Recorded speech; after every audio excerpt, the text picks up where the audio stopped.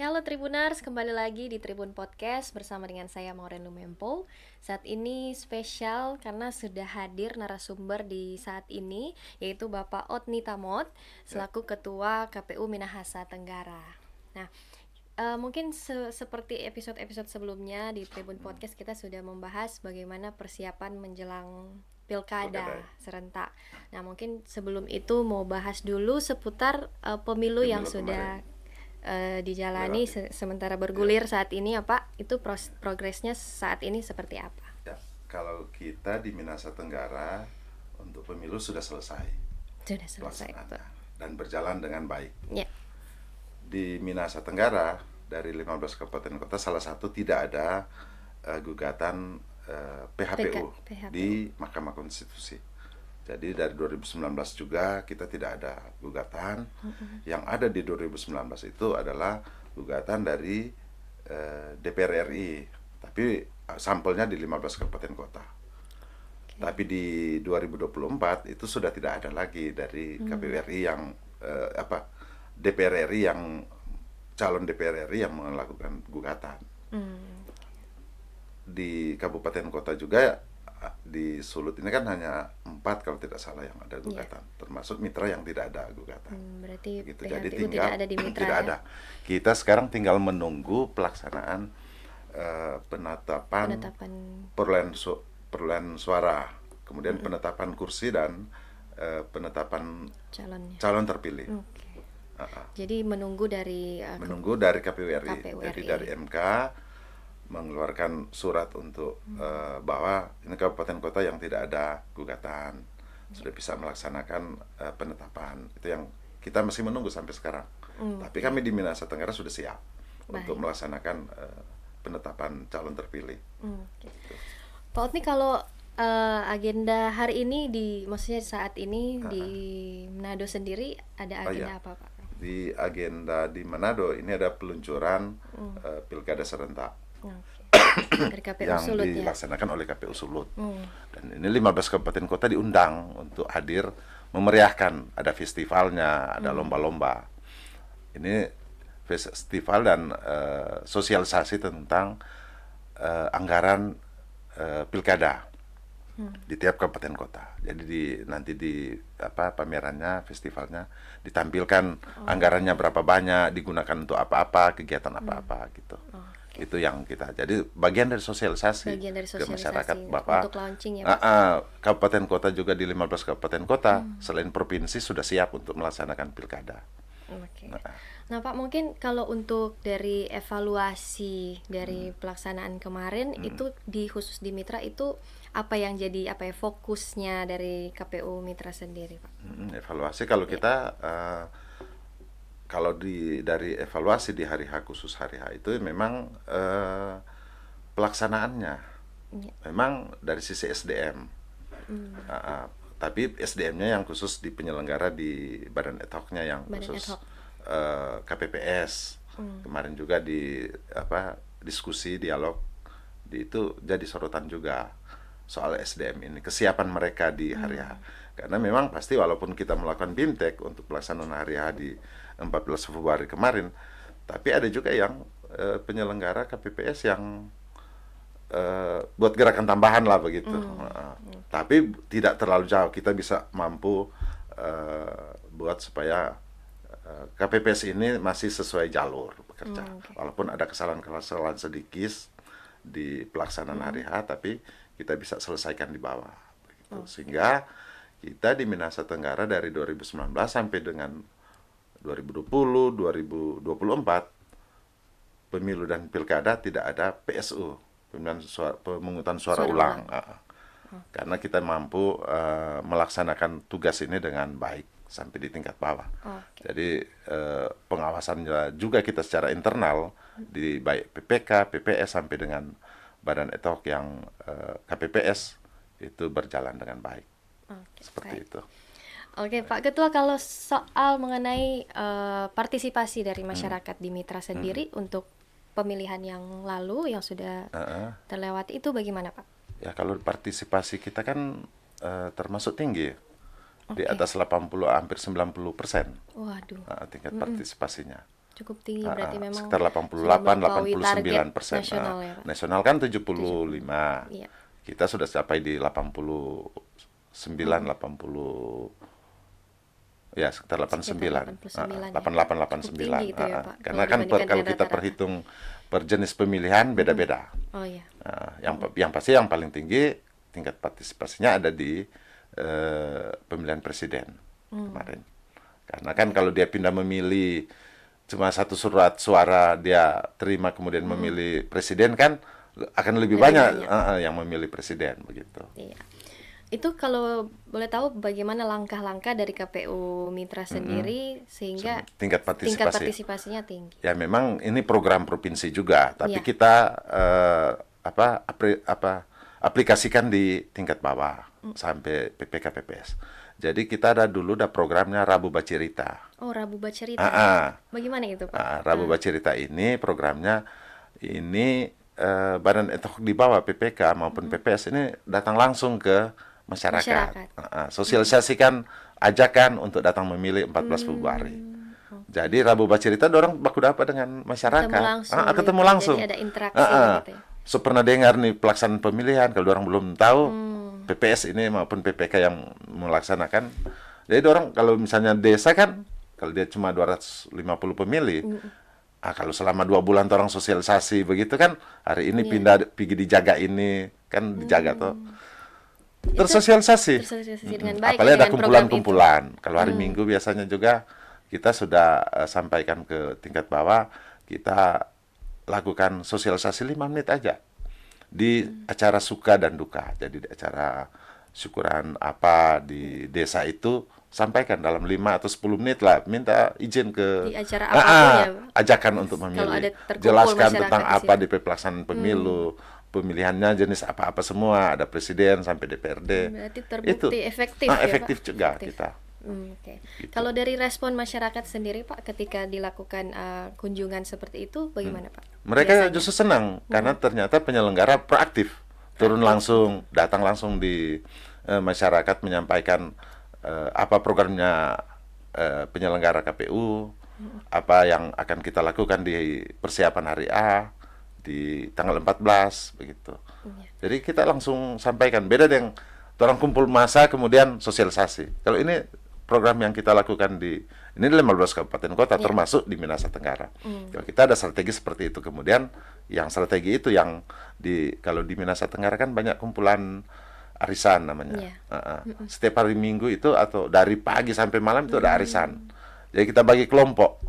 Kalau misalnya PPS ada 3 di satu desa ada 3 arisan atau 5 bagi-bagi menyebar sosialisasi kan ada sekretariat juga. Oke. Jadi ada arisan Di arisan itu sela-sela arisan dimasuk sosialisasi. Oke. Jadi tersosialisasi. Jadi sosialisasi gratis malah. Iya, betul, Karena kan di arisan kebetulan ada PPS anggota arisan. Ada PPS ketua arisan di situ. Jadi setiap ini menjelang kita sampaikan tahapan apa yang sementara kita jalankan, sampaikan di arisan atau di acara suka duka begitu. Minta izin ke ini. Jadi memang program itu memang jalan. berhasil Jadi jalan. masyarakat memang antusias. Untuk hari H memang orang datang memilih begitu. Oke, Pak. Selain dari partisipasi masyarakat, kemudian mungkin ada tidak adanya PHPU di Mitra PHPU, itu, selain itu, Pak, apa saja yang dinilai atau mengukur keberhasilan pemilu Diukur. kemarin? Iya. Ya, memang selain itu memang pertama dari penyelenggaranya bekerja berintegritas dan profesional. Karena dianggap sukses, kemudian ada penyelenggaranya dianggap tidak bekerja dengan baik, bertanggung jawab, profesional, sesuai prinsip pemilu, ini yang akan menjadi tingkat kepercayaan masyarakat ke publik, ternyata penyelenggara juga tidak bekerja dengan profesional. Itu salah satu yang menjadi evaluasi kita, tingkat kepercayaan masyarakat. Karena jadi penyelenggara, kalau kita sudah tidak dipercaya oleh masyarakat, ya ngapain jadi penyelenggara lagi, ya toh. Yang pasti dianggap, penyelenggara KPU atau Bawaslu itu dianggap curang ketika tidak bekerja dengan profesional, dianggap memihak kepada salah satu calon lah atau apa begitu. Kan kita penyelenggara dibutuhkan memang bekerja dengan berintegritas dan profesional gitu. Betul. Nah, Pak, kalau misalkan kan ini memang PHPU di Mitra itu tidak ada. Nah, tapi kan ada di daerah di beberapa di Provinsi Sulut itu Sulut ada ada, beberapa. Minahasa ada, Iya, di Minut gitu. Minut, mungkin di apa lagi, Minsel ada. Iya. Nah, kalau dari KPU Mitra sendiri bagaimana itu menekan supaya tidak Tidak ada ada. PHPU di Mitra? Ya, memang kalau bilang potensi PHPU itu sebenarnya tiap daerah ada, Iya. termasuk di Minahasa Tenggara. Nah, kemarin di hari H kan terjadi PSU itu ketika di tingkat bawah kita tidak mampu menyelesaikan dengan baik. Ada masalah di tingkat bawah. Nah, kemarin kita bukan berarti kita kerjasama dengan Bawaslu kemudian pekerjaan ini kita abaikan hubungan dengan Bawaslu, kemudian karena dekat dengan Bawaslu main mata lah seperti itu. Nanti tidak. Kita justru menyelesaikan masalah di hari H itu supaya tidak terjadi PSU atau ada masalah di tingkat bawah. Kita sama-sama dengan Bawaslu jalan bersama. Melihat di mana ada masalah kita selesaikan masalah di tingkat bawah. Sehingga Saling koordinasi ya? Saling koordinasi. Ini ada masalah bagaimana, cari solusinya seperti apa. Kita buat kumpul, ada masalah di sini, masalah yang bisa dipecahkan, masalahnya kita namanya kan penyelenggara, kita selesaikan masalah sengketa di tingkat bawah, sehingga tidak terjadi sengketa atau masalah di tingkat kecamatan atau di kabupaten, atau bisa jadi bahan gugatan dari peserta pemilu. Jadi kita selesaikan, undang saksi, pengawas TPS di TPS, penyelenggara, apa di masalahnya kita cari solusi, selesaikan di tempat. Begitu. Jadi bisa dibilang koordinasi itu para perlu. penyelenggara, baik ya, Pak? Para peserta harus komunikasi ini harus jalan. Kalau kita nyandak komunikasi dengan baik, nah itu saling curiga justru. Toh? Karena kita saling koordinasi dan komunikasi dengan baik, ini kita ada masalah di TPS ini. Gimana cari solusinya seperti apa? Kita selesaikan bersama, baik Bawaslu, saksi, KPU, penyelenggara sampai tingkat bawah. Oh, ini solusinya, cuma ini bisa bikin begini. Kecuali sudah ada solusi ya tentu proses lanjut, misalnya ada sengketa gitu. Seperti itu. Oke, Pak Ketua, kalau ini kan sudah mungkin masuk tahapan untuk pilkada. Pilkada ya, sudah beririsan, sudah ready, seperti sudah apa jalan. ini, Pak? Jadi di Minahasa Tenggara kita di awal sebelumnya untuk persiapan pelaksanaan pilkada kita sudah melakukan semacam sayembara atau semacam lomba untuk maskot dan jingle pemilu. Oh, oke. Ya, kita sudah buat maskot dan jingle pemilu khusus pilkada. Untuk pilkada Minahasa Tenggara. Oh. Jinglenya, jadi lagunya, masing-masing liriknya, daerah masing itu daerah beda. ada. Unik. Dari 15 kabupaten. Se-Indonesia itu dari 514 kabupaten kota di luar Jakarta ya, DKI Jakarta yang kota Jakarta Barat, Utara dan Pusat. Nah, berarti sekitar 500-an kabupaten kota ada membuat lomba jingle pemilu. Ada maskotnya. Ada maskotnya. Maskot ini berarti ciri khas daerah masing-masing ya. Jadi seperti apa misalnya di Minahasa Tenggara ada orang tetap Minahasa, ada burung manguninya, ada salaknya, ada potensi-potensi yang ada di daerah. Misalnya kelapa, potensinya seperti itu. Hasil bumi. Itu yang salah satu bagian dari sekitar 10 orang kalau tidak salah ikut lomba untuk maskot sayembara. Baru jadi ada proses pemilihan begitu ya. Jadi kita tentukan, rapatkan pleno siapa yang ditentukan ini. Nanti kita akan juga melakukan launching atau peluncuran. Kita akan bikin peluncuran untuk pilkada serentak khusus di Minahasa Tenggara. Itu yang akan mungkin minggu ke depan kita akan lakukan, karena tahapan sementara sekarang juga beririsan adalah kalau hitung untuk di pilkada ada 3 itu ya. Itu kita sementara lakukan adalah seleksi badan ad hoc untuk sementara PPK sekarang. Nah, mulai tanggal 2 juga sampai tanggal 8 itu udah mulai buka untuk PPS. Jadi beririsan. Tidak sampai 1 bulan, tanggal 16 bulan depan udah dilantik yang PPK. Jadi masih di Mei. Karena tahapannya di bulan Mei masuk Juni itu sudah mulai pendaftaran daftar pemilih. Jadi sudah mulai dengan pendataan data pemilih. Jadi sudah mulai jalan kan. Kalau di tingkat PPK PPS belum terbentuk, tahapan ini sudah jalan. Siapa yang mau kerja? Mesti harus PPK, PPS. Makanya kita segera bentuk karena mereka akan melakukan pendataan pemilih untuk pilkada. Iya, jadi itu tahapan-tahapan juga bagaimana KPU melibatkan masyarakat ya, Pak? Di bawah, ya. Jadi itu yang kemudian tahapan calon perseorangan. Ini sejak ini bulan lalu kalau salah kita sudah mulai jalankan dan sampaikan ke media bahwa sudah tahapan untuk calon perseorangan dari independen dia. Jadi dia harus menyiapkan, kalau di Minahasa Tenggara kan sesuai data pemilih DPT-nya pemilu kemarin kan sekitar 89.286. Nah, calon perseorangan ini dia harus mengumpulkan KTP pendukungnya itu 10% dari jumlah DPT. Jumlah DPT. Berarti di sekitar 8.900. 8.900-an. KTP. KTP yang harus dia kumpulkan. Itu kemudian, untuk yang independen ya, Pak? Dia harus masukkan ke KPU, kemudian KPU akan verifikasi. Apakah betul, misalnya Moren, tolong cari tahu, apa Moren betul mendukung nih calon A, yang ada calon independen, dari kita verifikasi sendiri. Pembuktian.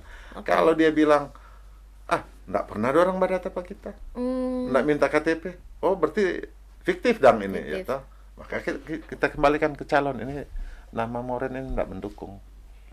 Maka dia harus cari lagi pengganti. Kita jadi KPU sendiri yang verifikasi itu. KPU sendiri yang akan melakukan verifikasi. Ambil sampelnya, kemudian kita verifikasi. Itu tahapan untuk pencalonan perseorangan. Kalau dia memenuhi syaratnya, maka kita tetapkan sebagai calon independen, calon bupati dan wakil bupati. Begitu. Sejauh ini sudah ada. Kalau informasi sih ada yang sementara melakukan pendataan, tapi belum bisa tapi belum tahu siapa orangnya begitu. Karena belum ada informasi resmi. Kalau kecuali dia sudah datang ke KPU membawa datanya, kita publish. Oh ini sudah ada calon perseorangan yang sudah siap dengan data sekian begitu. Terus 10.000 dia sudah kumpulkan. Ya, terakhir informasi dia sudah siap kata dengan 10.000 KTP begitu. Tapi masih isu seperti itu. Berarti independen ya? Independen, calon perseorangan yang independen begitu. Oke Pak, kalau misalkan dari pemilu lalu partisipasi masyarakat tinggi. Nah, kalau dari pilkada sendiri menurut Pak bagaimana? Saya kira ya nyandak beda-beda jauh juga pasti. Apakah program yang kemarin mau dijalankan pasti juga? Program ini jalan. Jalan lagi. Karena kita ketika terbentuk ini kita akan programnya seperti itu juga karena program itu terbukti efektif ketika kita melakukan sosialisasi kepada masyarakat. Masyarakat merasa terbantu dengan informasi dari penyelenggara di tingkat bawah baik PPK, PPS ketika kita buat program seperti itu. Justru efektif, tidak membuang anggaran banyak dari KPU. Betul. Karena sosialisasi langsung door to door ke rumah, ketemu masyarakat ada di warung. Ini kita dari PPS begini-begini, kita tahapan seperti ini, prosesnya sementara jalan yang ini, pemilihannya di tanggal 14 kemarin begitu. Sama dengan kita akan buat juga begitu. Ketika kita menetapkan calonnya, karena di bulan Agustus tanggal 27 partai politik yang akan mengusung calon bupati atau wakil bupati, mereka sudah mulai daftar di bulan Agustus. Kita buka pendaftaran. Itu di partai gabungan. Bisa partai utuh yang memiliki kursi di atas 5 bisa mengusung calon. Begitu. Kalau untuk dari kan itu dari program bertemu dengan masyarakat secara langsung, sosialisasi begitu. Bagaimana dari KPU juga sosialisasi mengenai pilkada damai yang anti hoax itu ya tema-temanya, atau anti money politik dan lain-lain itu seperti apa? Itu kita sudah pasti dengan program itu, sama dengan pemilu juga kemarin. Kita juga turun melakukan sosialisasi anti money politik, anti hoax, karena biasa beredar di masyarakat, apalagi di Mitra ini kan ada grup apa namanya, Minasa, Kawanua Minasa Tenggara itu banyak, kalau dimasuk di grup itu Facebook Iya, banyak banyak yang hoaxnya di dalam. betul. Biasa itu kalau orang masuk di grup situ tensinya jadi tinggi, Iya, iya. emosinya jadi naik. Jadi Itu sering bahayanya hoax ya. bahayanya kan. Nah, kita sebagai penyelenggara tentu melakukan edukasi kepada masyarakat untuk jangan mudah dengan percaya dengan hoax, termasuk dengan money politik lah. Iya. Memang agak susah kalau bicara money politik ini, karena eh, semakin kita juga sosialisasi, tapi di menjelang hari H tetap ada. Ada saja. Ada saja yang terjadi, walaupun ya, di barang media kan sembunyi-sembunyi. Tapi Itu. ada juga yang terbuka, walaupun ya sulit dibuktikan. Gitu. Tapi kita di KPU tetap, baik Bawaslu maupun di KPU tetap kita kampanyekan untuk anti money politik lah. Jangan sampai terjadi seperti itu, karena akan merusak juga. Kalau ketika dia terima sekian, akhirnya so duduk kok akhirnya nggak balik kan, nah, itu yang tanda tanya. Akhirnya Iya. bisa saja terjadi apa namanya, eh, orang beristilah akan so duduk kita mesti sebalik ada saya keluar sekian banyak begitu. Iya, iya.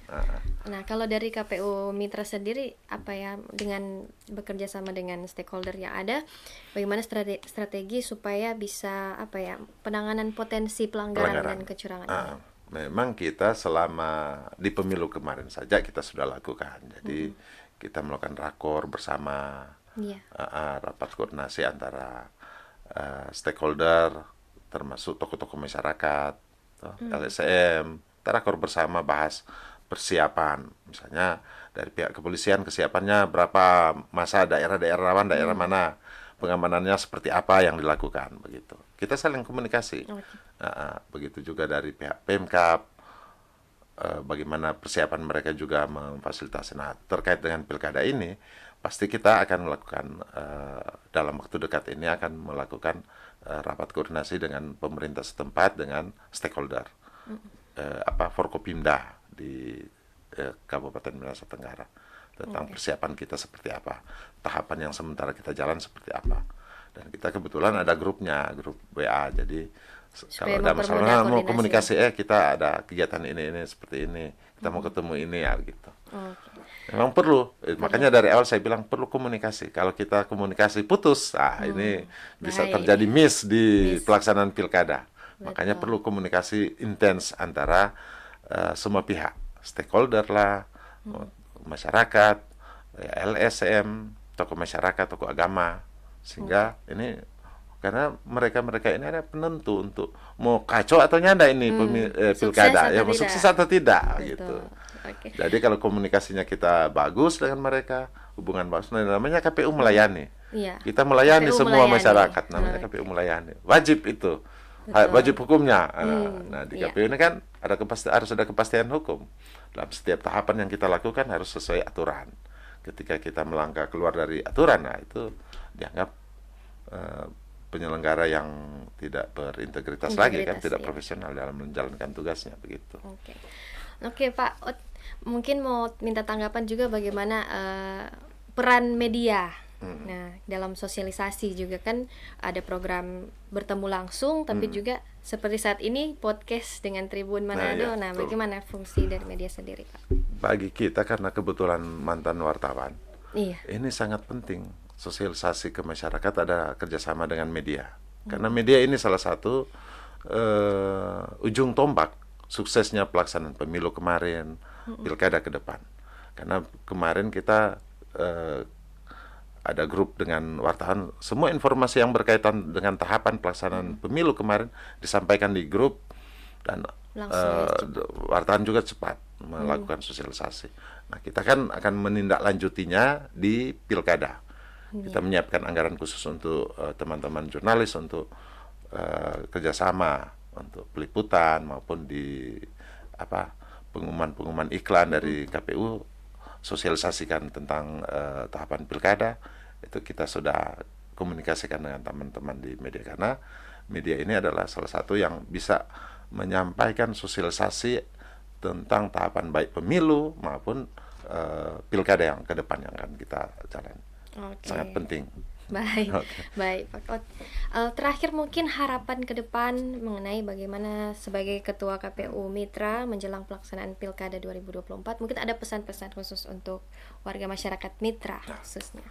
Saya kira saya sebagai Ketua KPU tentu berharap kita pertama masyarakat tentu menjaga suasana aman damai menjelang pilkada. Jangan karena kita berbeda pilihan, kemudian kita dengan Birman, tetangga, saudara, sudah baku enak. Iya.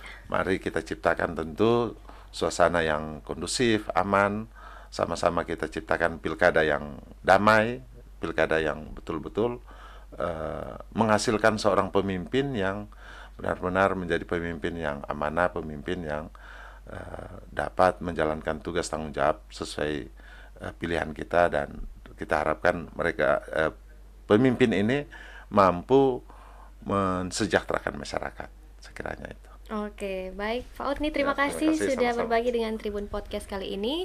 Dan Tribuners, terima kasih sudah menyaksikan. Jangan lupa ikuti terus update informasi mengenai jelang Pilkada serentak yang tentunya selalu ada informasinya di Tribun Manado. Sampai jumpa di Tribun Podcast lainnya.